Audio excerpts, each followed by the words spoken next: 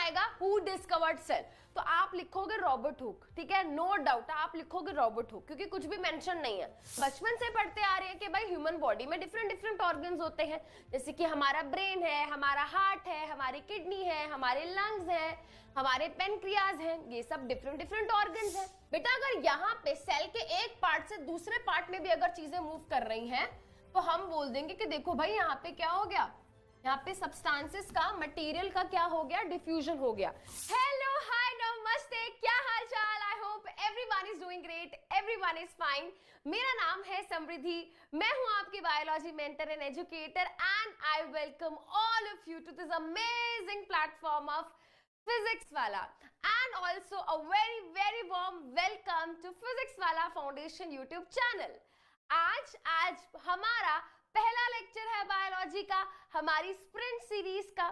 Sprint की जब हम बात करते हैं तो सबसे पहले दिमाग में आता है एक एथलीट।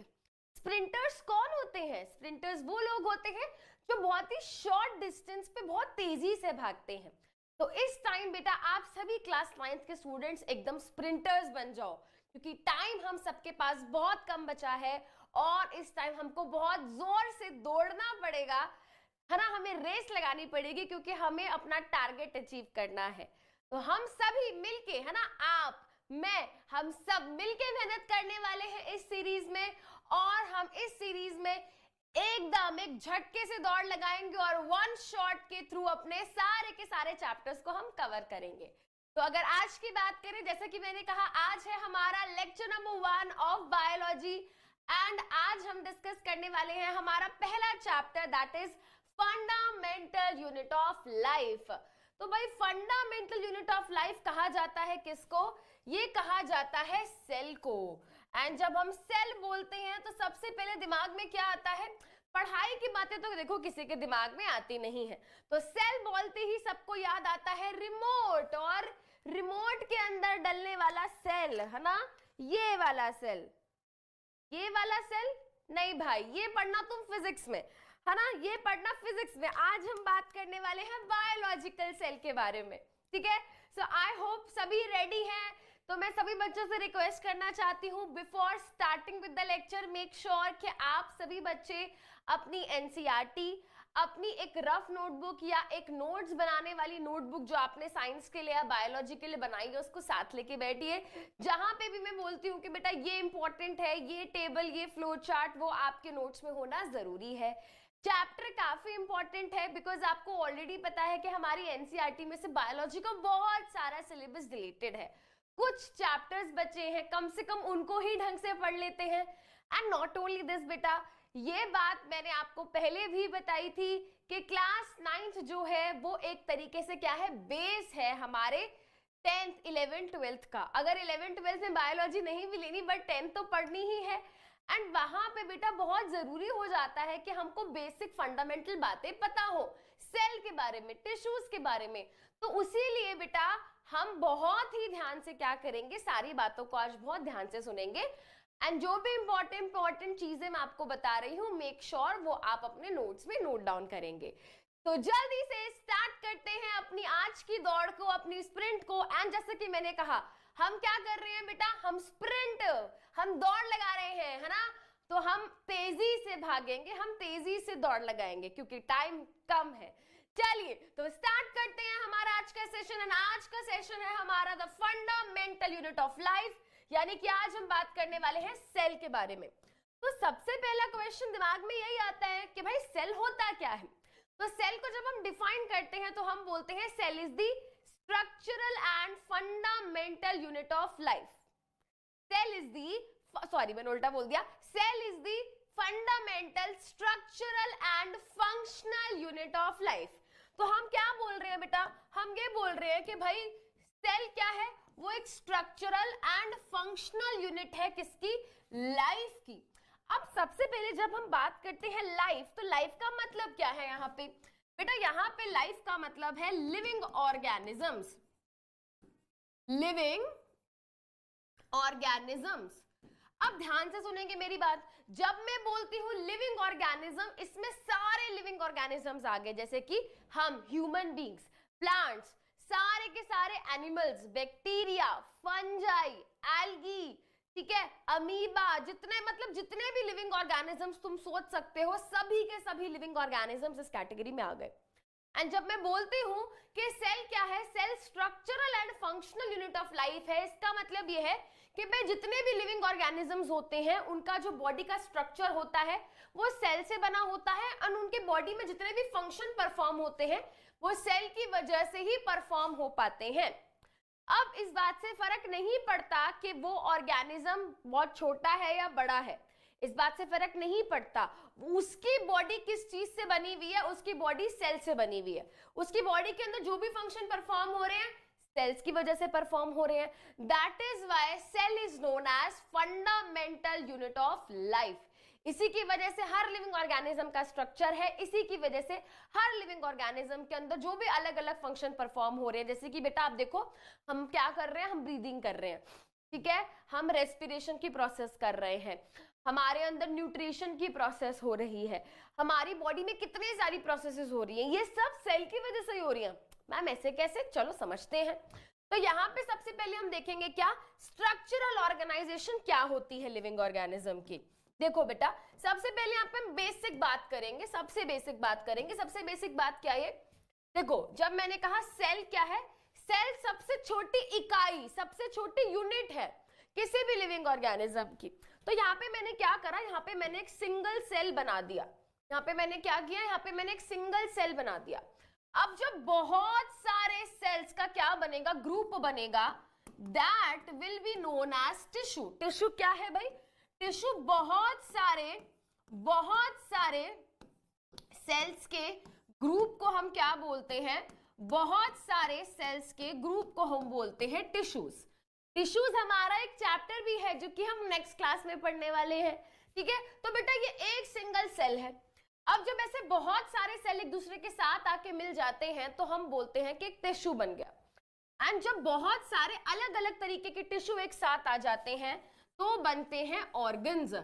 क्या आप मुझे कुछ ऑर्गन के एग्जांपल्स दे सकते हो? हम बचपन से पढ़ते आ रहे हैं कि भाई ह्यूमन बॉडी में डिफरेंट डिफरेंट ऑर्गन्स होते हैं, जैसे कि हमारा ब्रेन है, हमारा हार्ट है, हमारी किडनी है, हमारे लंग्स हैं, हमारे पेनक्रियाज हैं, ये सब डिफरेंट डिफरेंट ऑर्गन्स हैं। अब कोई पूछे ये ऑर्गन्स किससे बने हैं, तो भाई ये ऑर्गन अलग अलग टिश्यूज से मिलके बने होते हैं। और टिश्यू किससे मिलके बना होता है, सेल से मिलके बना होता है, राइट। चलिए जी, ऑर्गन्स, जब बहुत सारे ऑर्गन्स एक दूसरे के साथ आ जाते हैं और एक साथ मिलके काम करते हैं तो बनता है ऑर्गन सिस्टम। क्या बनता है भाई, तो बनता है ऑर्गन सिस्टम। अब आपने डिफरेंट डिफरेंट सिस्टम्स के बारे में जरूर पढ़ा होगा छोटी क्लास में, जैसे कि आपने सुना होगा कि हमारी बॉडी में रेस्पिरेटरी सिस्टम है, डाइजेस्टिव सिस्टम है, सर्कुलेटरी सिस्टम है, हमारी बॉडी के अंदर एक्सक्रीटरी सिस्टम है, रिप्रोडक्टिव सिस्टम है, नर्वस सिस्टम है। ओ माय गॉड मैम बस रुक जाओ, बहुत सारे सिस्टम्स हो गए है ना। चलो तो समझ रहे हो बेटा सिस्टम। तो एग्जाम्पल के तौर पे समझते हैं बेटा, हमारी नोज, हमारी विंड पाइप, हमारे लंग्स, ये मिलके हमारी बॉडी का क्या बनाते हैं, रेस्पिरेटरी सिस्टम बनाते हैं। तो नोज हो गई, ठीक है, हमारा लंग्स हो गई, ये डिफरेंट डिफरेंट ऑर्गन्स हैं, ये मिलके क्या करते हैं बेटा, ऑर्गन सिस्टम बनाते हैं। जैसे कि हमारा माउथ है, फूड पाइप है, स्टमक है, इंटेस्टाइन है, ये अलग अलग ऑर्गन्स हैं। और जब ये अलग अलग ऑर्गन्स मिलके एक साथ काम करते हैं तो एक सिस्टम बनता है जिसको हम बोलते हैं डाइजेस्टिव सिस्टम, राइट। अब बेटा अगर कोई पूछे कि हमारी बॉडी किससे बनी हुई है, तो हम बोलेंगे हमारी बॉडी डिफरेंट डिफरेंट सिस्टम से बनी हुई है ना। हमारी बॉडी के अंदर जैसा कि मैंने कहा डाइजेस्टिव सिस्टम है, रेस्पिरेटरी सिस्टम है, सर्कुलेटरी सिस्टम है, एक्सक्रीटरी सिस्टम है, रिप्रोडक्टिव सिस्टम है, नर्वस सिस्टम है, मस्कुलर सिस्टम है, स्केलेटल सिस्टम है। ये सारे सिस्टम मिले तो क्या बना, ये सारे सिस्टम मिले तो हम बने। हम क्या है, हम लिविंग ऑर्गेनिज्म है, हम ऑर्गेनिज्म है।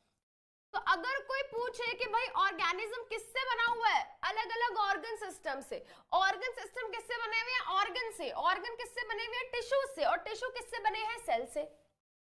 तो सेल की वजह से ही हमारी पूरी बॉडी का स्ट्रक्चर बना है, और सेल की वजह से ही क्या हो रहा है बेटा, हमारी बॉडी के अंदर डिफरेंट डिफरेंट फंक्शन परफॉर्म होते हैं। मैम कैसे, मान ले भाई तुमने ये तो सुना ही होगा कि हमारे हार्ट का काम क्या है, ब्लड को पंप करना। मैम सच्ची में प्यार मोहब्बत काम नहीं है हार्ट का, नो। हमारे हार्ट का काम होता है ब्लड को पंप करना, हमारी किडनी का काम है ब्लड को फिल्टर करना। तो ये सारे फंक्शन जो अलग अलग हमारी बॉडी में परफॉर्म होते हैं, अलग अलग ऑर्गन अलग अलग फंक्शन परफॉर्म करता है।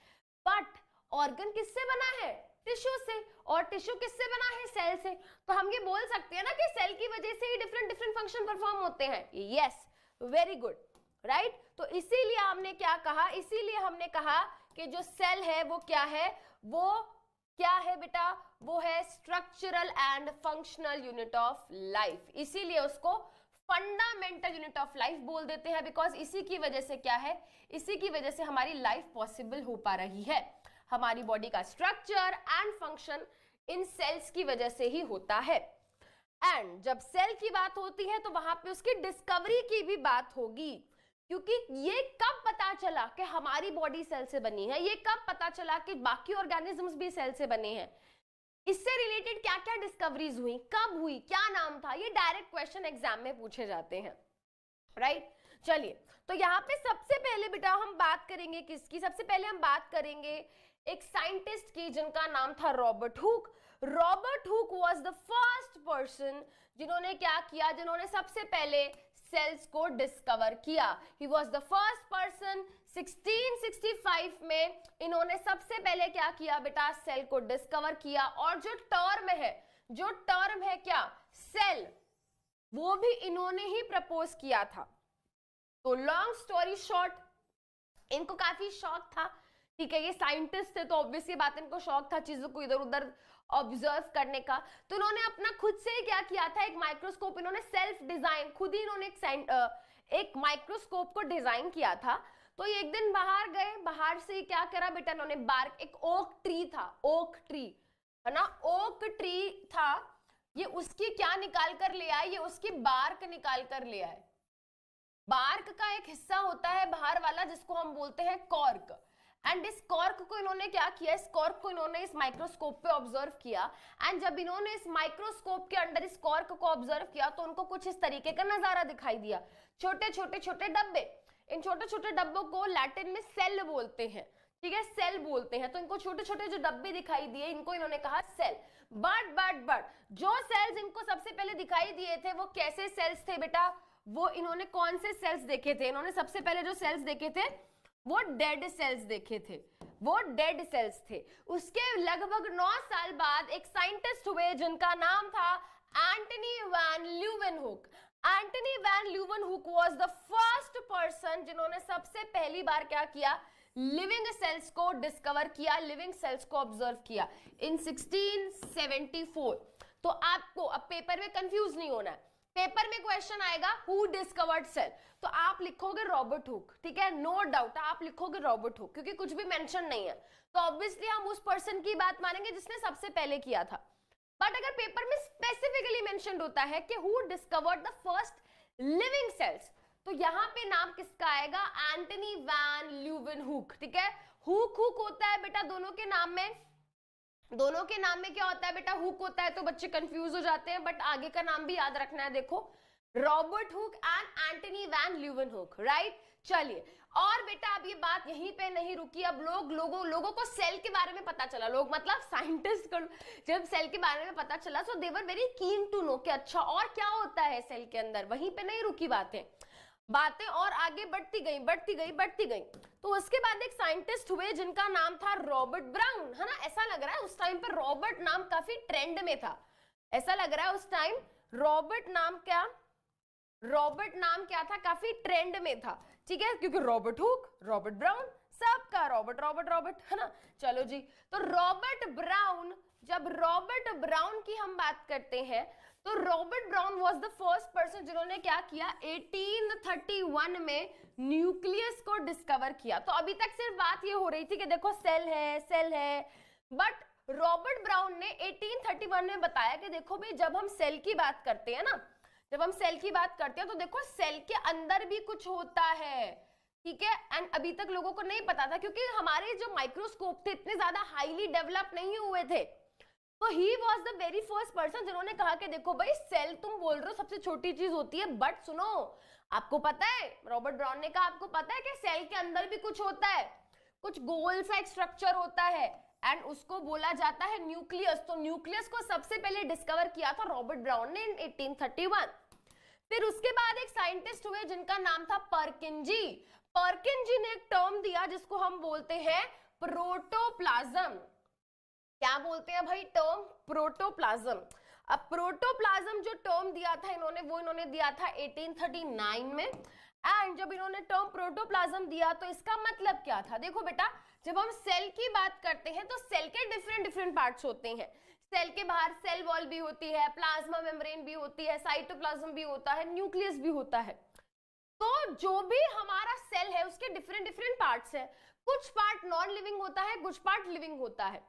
तो बेटा जो भी लिविंग पार्ट है, जो भी लिविंग कंटेंट है सेल का, उसको हम कलेक्टिवली प्रोटोप्लाज्म बोल देते हैं।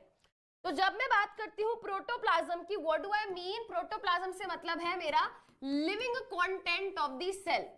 तो बहुत सारे बच्चे कंफ्यूज रहते हैं प्रोटोप्लाज्म एंड साइटोप्लाज्म में।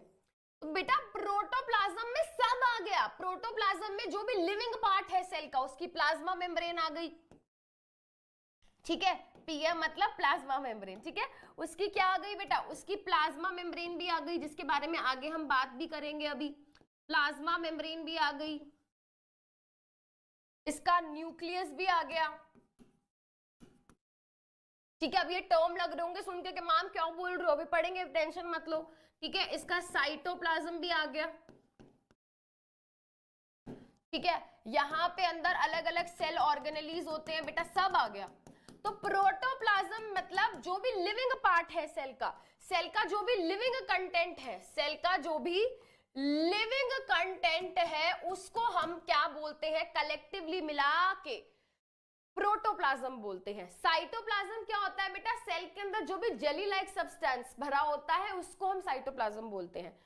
प्रोटोप्लाज्म बेटा, साइटोप्लाज्म, न्यूक्लियस, न्यूक्लियस के अंदर की फ्लूइड, प्लाज्मा मेम्ब्रेन, सब मिला के प्रोटोप्लाज्म कहलाता है। और ये जो टर्म दिया था ये परकिंजी ने दिया था 1839 में। 1838-1839 के आसपास ही बेटा हमारे जो दो साइंटिस्ट हुए जिनका नाम था मैथियस श्लाइडन और थियोडर श्वान। क्या नाम था भाई? क्या नाम था इन साइंटिस्ट का? इन साइंटिस्ट का नाम था मैथियस श्लाइडन एंड थियोडर श्वान। दोबारा से देख लो, क्या मैं बोल रही हूँ बेटा? मैं बोल रही हूँ मैथियस श्लाइडन और थियोडर श्वान, ठीक है। अब ध्यान से सुनेंगे, देखो यहाँ पे ये वाले जो साइंटिस्ट थे, ये वाले साइंटिस्ट जो थे, ये एक बॉटनिस्ट थे और ये एक ज़ूलॉजिस्ट थे। बॉटनिस्ट मतलब, बॉटनिस्ट वो पर्सन होता है जो प्लांट्स की स्टडी करता है। थियोडर श्वान वो होता है जो कि क्या करता है? जो कि एनिमल्स की स्टडी करता है। ज़ूलॉजिस्ट, ज़ू मतलब एनिमल्स, राइट। तो मैथियस श्लाइडन ने कहा कि देखो भाई जो भी प्लांट्स होते हैं वो सेल से बने होते हैं। वो कह रहे, उन्होंने एक स्टेटमेंट दी कि देखो भाई जितने भी प्लांट्स होते हैं पूरे वर्ल्ड में, जितने भी प्लांट्स हैं बेटा, हर प्लांट सेल से बना होता है। ये बात उन्होंने कही। थियोडर श्वान ने ये बात कही, देखो भाई जितने भी एनिमल्स होते हैं वो भी सेल से बने होते हैं, ठीक है। चलो जी, ये बात उन्होंने अपनी सेल थ्योरी में कही। पहली स्टेटमेंट ये थी कि जितने भी प्लांट्स हैं सब एनिमल्स, जितने भी प्लांट्स हैं सब सेल से बने होते हैं। उसके बाद उन्होंने सेकंड स्टेटमेंट इन्होंने दी कि जितने भी एनिमल्स होते हैं सेल से बने होते हैं। उसके बाद रूडोल्फ वर्चो आए। रूडोल्फ वर्चो ने क्या किया? रूडोल्फ वर्चो ने सेल थ्योरी को एक्सटेंड किया, ठीक है। रूडोल्फ वर्चो ने क्या किया, क्योंकि ये बात अपनी काफी साल पहले बोल चुके थे, उसके कुछ सालों बाद आके रूडोल्फ वर्चो ने क्या किया? ही एक्सटेंडेड द सेल थ्योरी। उन्होंने कहा कि भाई देखो जो तुम दोनों जने बोल रहे हो वो बात क्या है? वो बात बिल्कुल सही है।